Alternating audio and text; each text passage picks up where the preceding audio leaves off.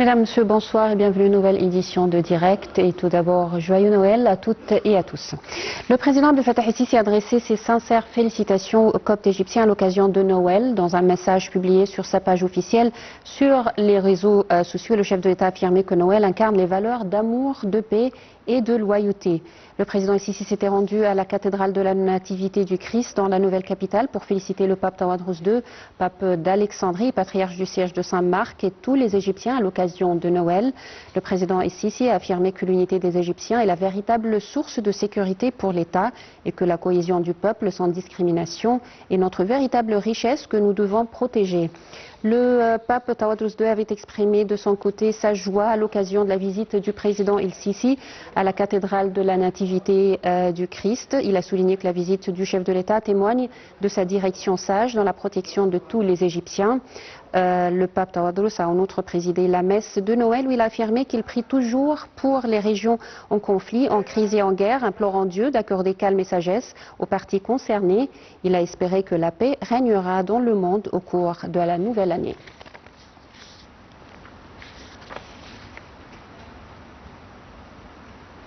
Le ministre des Affaires étrangères Badr Abdelati et le ministre des Ressources hydrauliques Hani Souelam ont réaffirmé lors d'une réunion conjointe le refus de l'Égypte de toute mesure unilatérale violant le droit international au bassin du Nil. M. Abdelati a réaffirmé que l'Égypte suit de près les derniers développements et va prendre les mesures propices pour protéger ses droits en eau. L'Égypte réaffirme son attachement à la réalisation d'un bénéfice mutuel avec les pays du bassin du Nil ainsi que la promotion de leur intérêt de développement tout en préservant sa sécurité hydrique.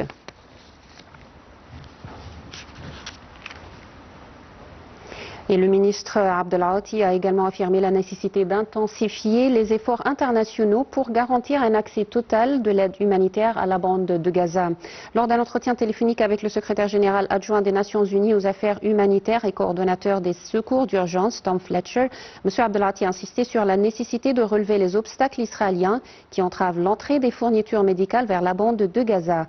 Il a également souligné l'importance de mettre en œuvre les exigences de la deuxième phase du plan du président américain ainsi que de lancer les efforts de relèvement précoce et de construction.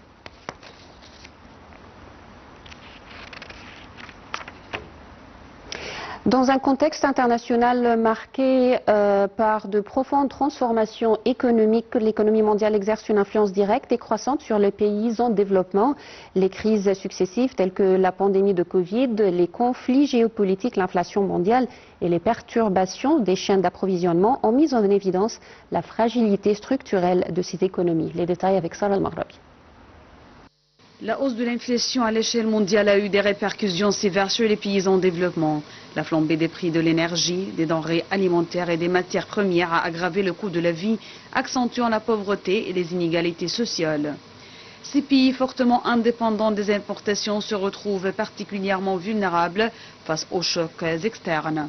Par ailleurs, le resserrement des politiques monétaires dans les grandes économies, notamment l'augmentation des taux d'intérêt, a entraîné un endettement accru des pays en développement.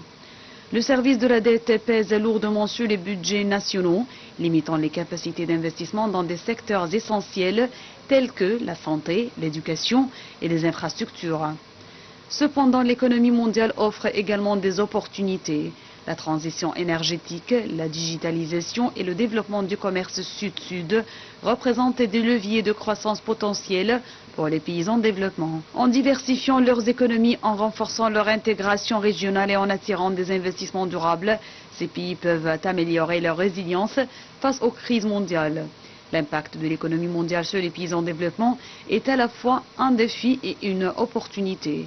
La capacité de ces pays à s'adapter aux mutations économiques internationales dépend largement de politiques publiques efficaces, d'une coopération internationale renforcée et d'un modèle de développement plus inclusif et durable.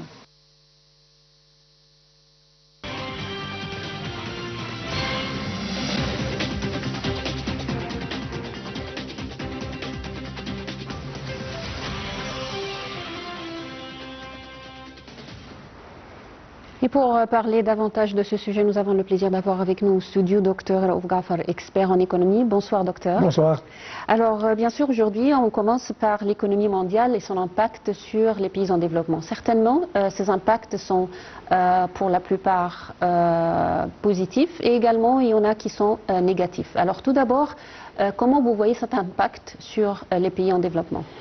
D'ailleurs, vous avez mentionné dans votre rapport qu'il y a eu des crises complètement inattendues.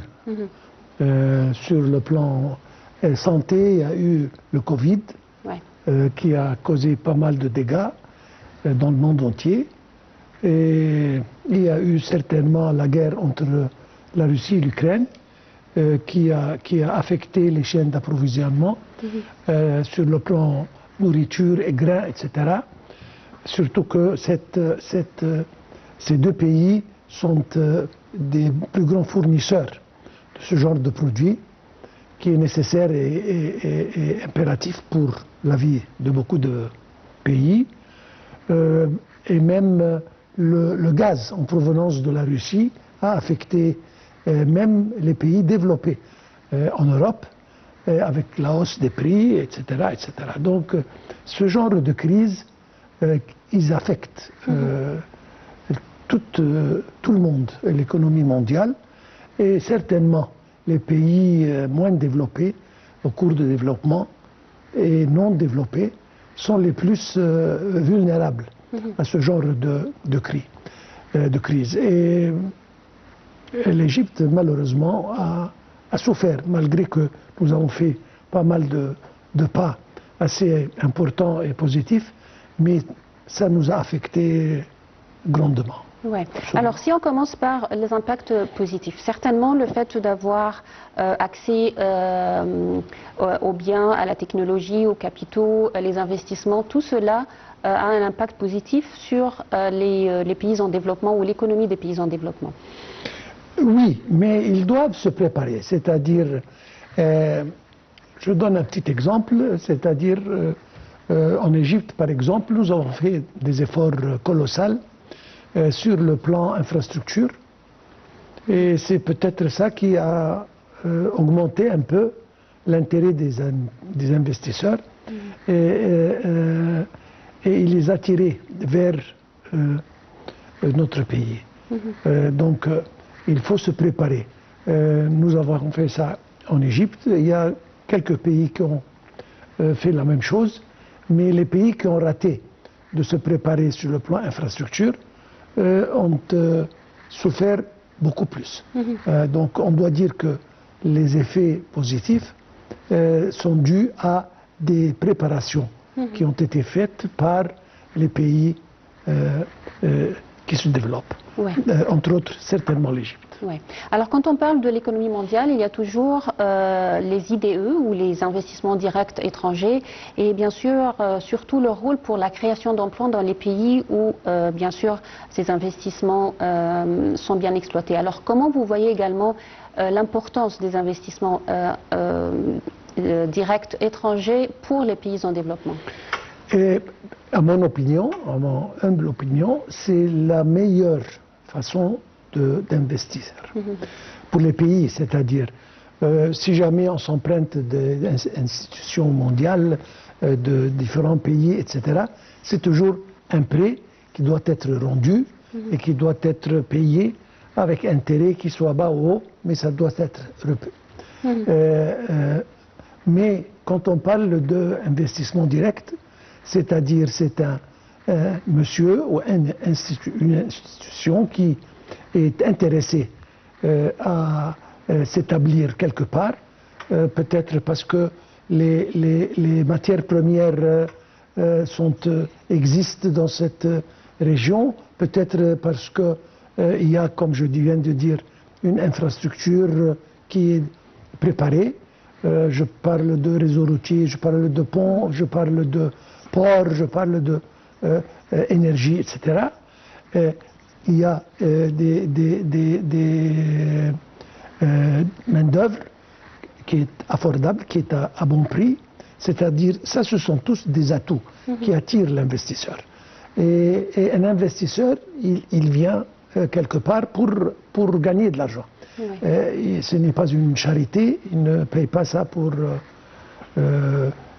simplement pour payer. Non, il veut s'établir, il veut avoir une grande réussite, il veut vendre, il veut exporter, il veut faire de l'argent. Donc c'est pour ça que dans une certaine époque, l'Égypte a attiré pas mal d'investissements directs tout en se préparant. Certainement, on dit que le capital n'est pas courageux. Et c'est pour ça qu'il étudie, il prend son temps avant de décider où aller. Et c'est pour ça que peut-être ça a pris un peu de temps. Un autre facteur très important, c'est la sécurité, la stabilité. C'est-à-dire qu'il n'y a pas un investisseur sain qui va venir dans un pays avec des problèmes internes, etc. etc.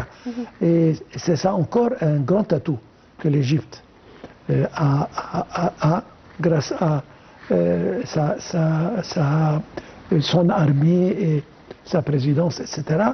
On a pu créer un environnement, bien que nous sommes enterrés de tous les côtés de crise et de problèmes et de guerre, etc. Mais on a conservé notre paix, notre sécurité interne, et c'est ça qui a augmenté un peu le taux d'investisseurs en Égypte. Ouais. Alors, quand on parle également de l'économie mondiale, c'est important de parler des exportations et du commerce international et de garantir un taux équitable d'exportation-importation. Absolument. C'est-à-dire, nous avons des besoins, on doit satisfaire ces besoins. Je parle d'alimentation, je parle de nourriture, je parle de beaucoup de choses. Et pour satisfaire, il faut justement produire, il faut exporter et il faut essayer d'arriver à une équation qui soit équilibrée. C'est-à-dire, si jamais nos imports sont plus que nos exports, nous avons un problème. Si nos exportations sont plus de nos demandes et de nos importations, nous sommes très bien. Mais si c'est égalité, voilà, ça peut marcher.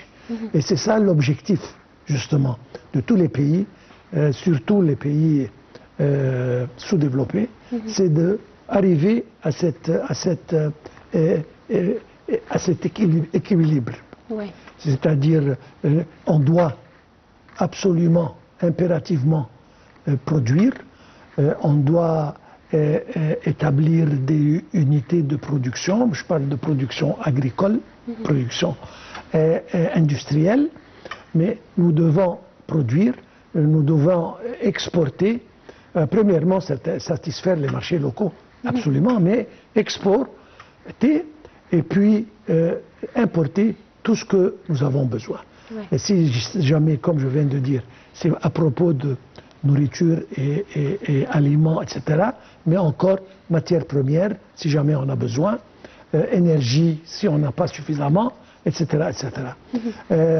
Donc, c'est justement là où tous les pays se battent pour être dans le noir, disons, pas dans le rouge, n'est-ce pas?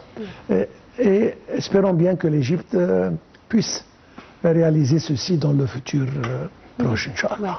Alors, quand on parle également de l'économie mondiale, il y a toujours ce côté environnement qui est vraiment, si on peut dire, menacé des fois. C'est-à-dire, c'est vrai que souvent, ce sont les pays en développement qui subissent le plus les effets du changement climatique.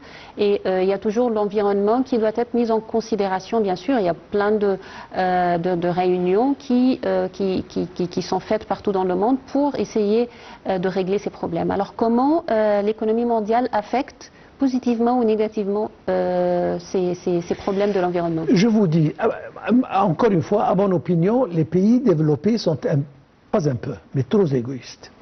C'est-à-dire, ce sont eux qui affectent l'environnement le plus et ce sont eux qui demandent des produits qui sont écologiques. Donc, et ce sont les pays sous-développés qui ont besoin d'investissements et ils ont besoin de coups de main extérieurs qui sont vraiment cibles de ceci. Et ce sont eux qui souffrent et peut-être par l'entremise de la production de certains produits qui peuvent affecter l'environnement, ne pas faire, disons, bien attention le changement climatique, etc.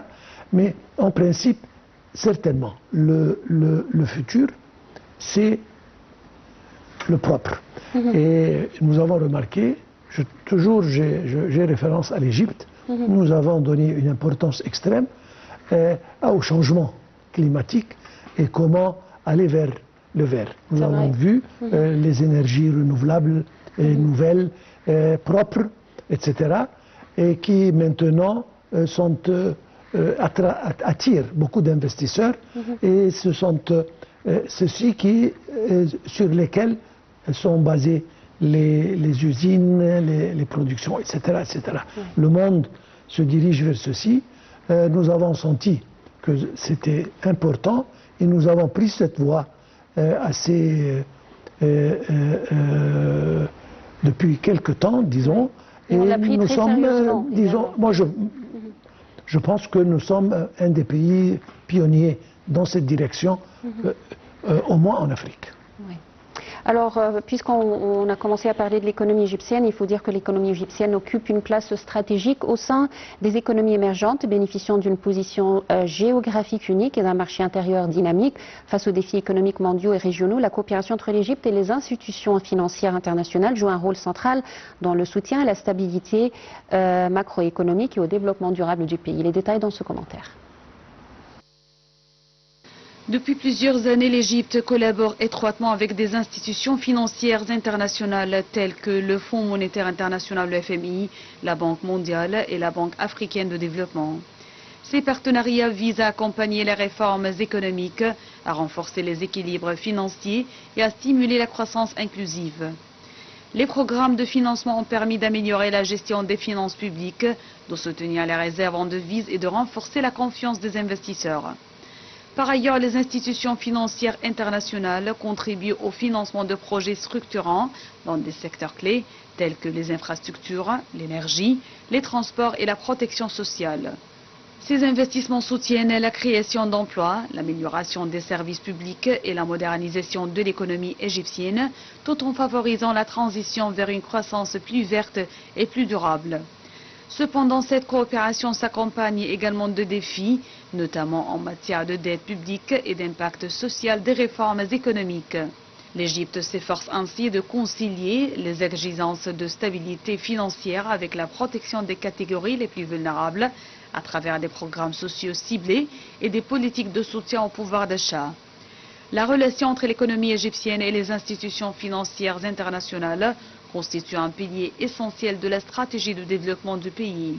En renforçant les réformes structurelles, en diversifiant les sources de croissance et en consolidant les partenariats internationaux, l'Égypte cherche à bâtir une économie plus résiliente, compétitive et inclusive.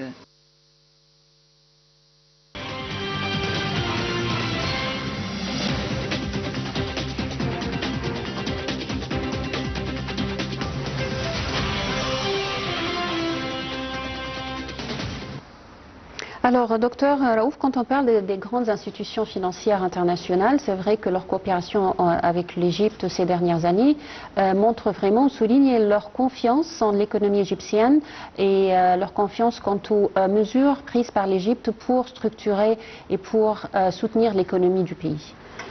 Oui, dépendre sur les prêts en provenance de ces institutions, c'est très faux. Mais utiliser ces institutions pour nous donner des idées. Ils ont de l'expérience, certainement, ils ont les experts, certainement, et ils ont des cas dans tout le monde, donc ils sont qualifiés à nous donner une recette, comment gérer notre économie. Et c'est pour ça qu'on a recours, à mon opinion, encore une fois, non pas seulement à leurs prêts, mais à leur expérience, pour, comme je viens de dire, pour nous mettre sur la bonne voie et nous donner un certificat de confiance. C'est justement ce qu'on a besoin, d'avoir un bon rapport de ces grandes institutions en disant que oui, l'Égypte est sur la bonne voie et l'Égypte peut justement repayer ses dettes et elle a tout ce qu'il faut pour démarrer. C'est justement cette indication que nous avons besoin. Et une fois que nous avons ça, ça donne, comme vous l'avez dit dans votre rapport, une grande confiance aux investisseurs de venir établir leur entreprise, leurs projets, etc., et en étant complètement confiant que le témoignage de ces institutions est valable et suffisant pour eux pour venir. Oui. Alors, on a parlé bien sûr à l'ambiance d'investissement en Égypte et on vient de dire, on vient de parler de tous les efforts déployés par l'Égypte au cours de ces dernières années pour améliorer cet environnement, pour attirer les investissements. Alors, aujourd'hui, vous voyez qu'on est où quant aux investissements ou quant à l'attraction des investissements avec toutes les procédures entreprises? On doit mentionner que le monde n'est pas encore très stable. Il y a beaucoup de crises et chaque jour il y a une nouvelle crise qui émerge, etc. Mais je veux dire que nous avons, à mon opinion, tout ce qu'il faut pour être un des pays qui se développe très rapidement. C'est une affaire de comment gérer les atouts que nous avons, les ressources que nous avons, d'une manière meilleure, disons, et ça ne fait jamais honte. Parce que moi, quelque temps, je pense que il y a des responsables qui ont peut-être honte d'avoir recours à des pays ou à des institutions qui ont beaucoup plus d'expérience. Il faut justement jouir de commencer où les autres ont terminé. Et ne pas... Je crois que l'Égypte joue Maintenant, on a commencé, surtout dans les industries de télécommunications, etc., etc. Oui, nous avons fait de très grands pas parce que on a démarré quand les autres ont fini. Il y a des autres domaines qu'on doit faire la même chose, à mon opinion. Je répète, nous avons tout ce qu'il faut. Nous avons une base industrielle vraiment formidable qui date depuis des dizaines d'années.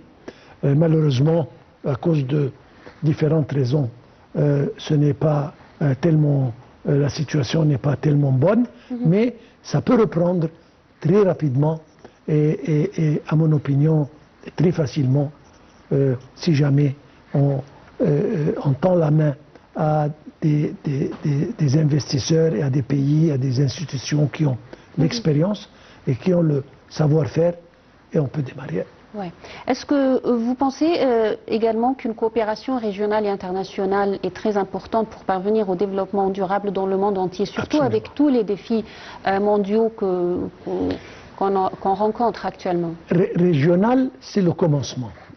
Parce que, disons l'Afrique, comme exemple, l'Afrique c'est un continent excessivement riche, jeune, et qui est plein de ressources minérales, naturelles, humaines, etc.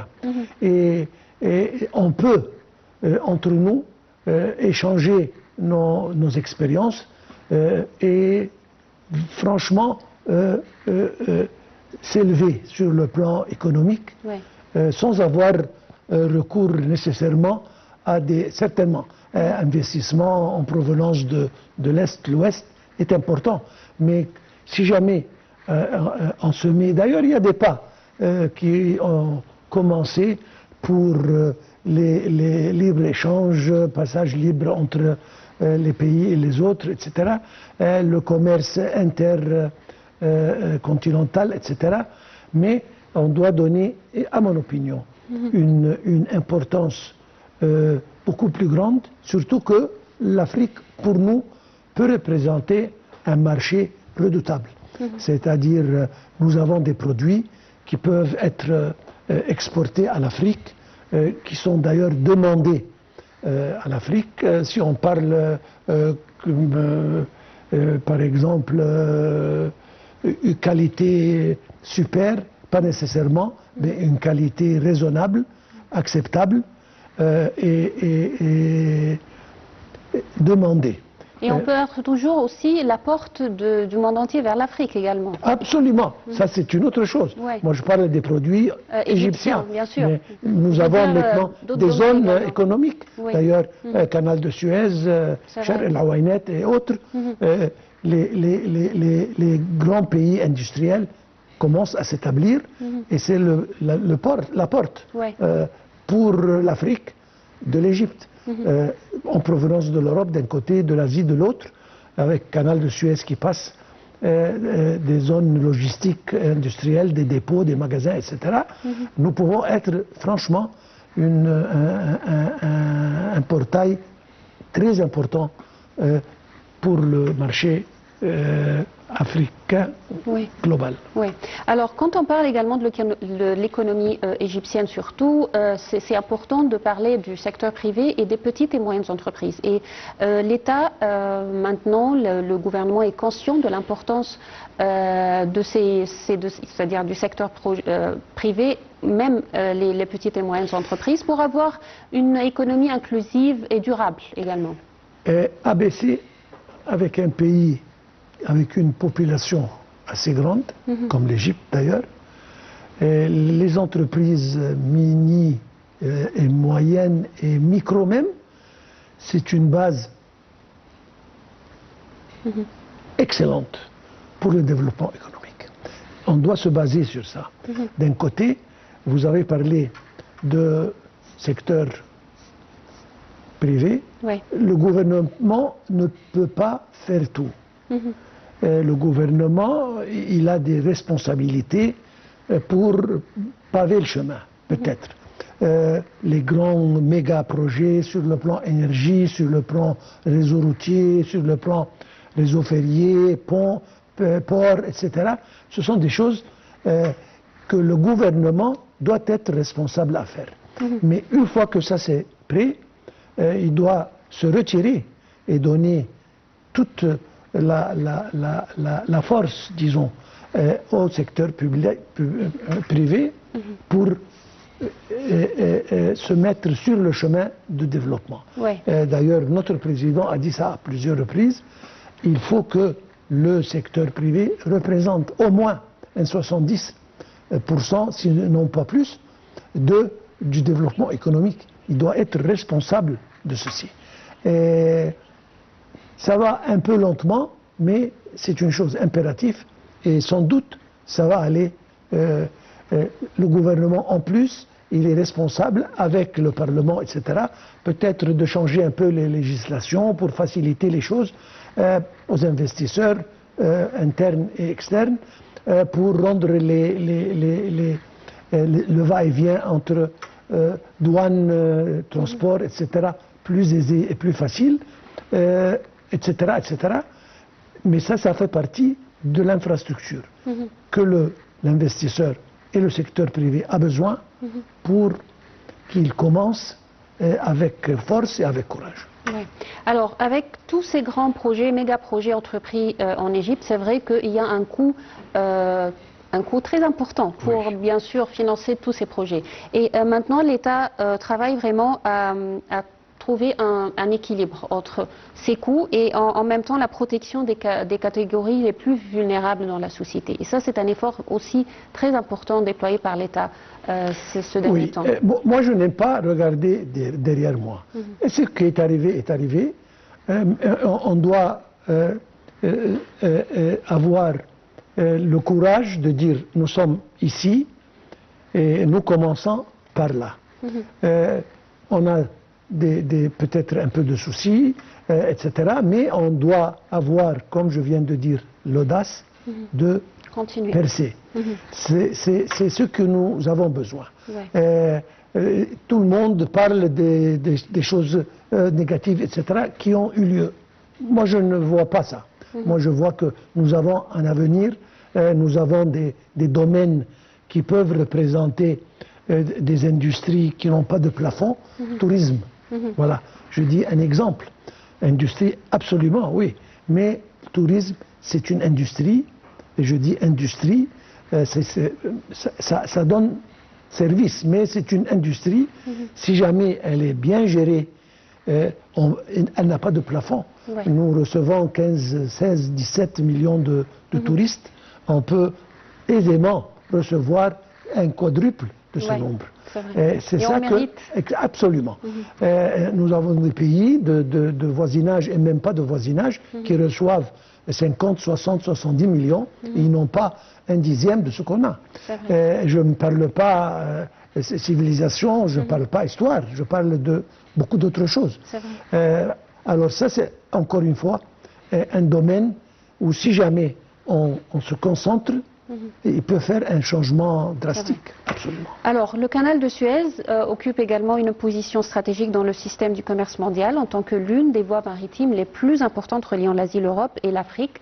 Et dans un contexte international marqué par des mutations économiques rapides et des tensions géopolitiques croissantes, le rôle du canal de Suez s'avère de plus en plus important. Tout de suite, nous allons voir plus de détails dans ce commentaire et puis on revient pour plus d'explications. Au cours des dernières années, les perturbations des chaînes d'approvisionnement mondiales, les crises géopolitiques et l'augmentation des risques sécuritaires dans certaines zones maritimes ont eu un impact direct sur le trafic maritime à travers le canal de Suez. Ces défis ont mis en évidence l'importance stratégique de la voie de Suez pour garantir la fluidité du commerce international et la sécurité des échanges. Par ailleurs, l'évolution des modes de production et de consommation, notamment la montée du commerce électronique et la diversification des routes commerciales, a contribué à redéfinir les flux du commerce mondial. Face à ces transformations, l'Égypte a entrepris des efforts continus pour moderniser le canal de Suez, améliorer ses capacités logistiques et renforcer les services maritimes afin de maintenir sa compétitivité face aux routes alternatives. En outre, le canal de Suez joue un rôle essentiel dans la stabilité économique mondiale en permettant de réduire les coûts et les délais de transport maritime. Toute perturbation de la navigation dans cette voie stratégique se répercute rapidement sur les marchés mondiaux, affectant les prix de l'énergie, des matières premières et des biens de consommation. Le canal de Suez demeure un pilier fondamental du commerce mondial malgré les transformations en cours. Son adaptation aux nouvelles réalités économiques et géopolitiques confirme son rôle central dans la sécurisation des échanges internationaux et dans le renforcement de la position de l'Égypte en tant qu'acteur clé du commerce maritime mondial.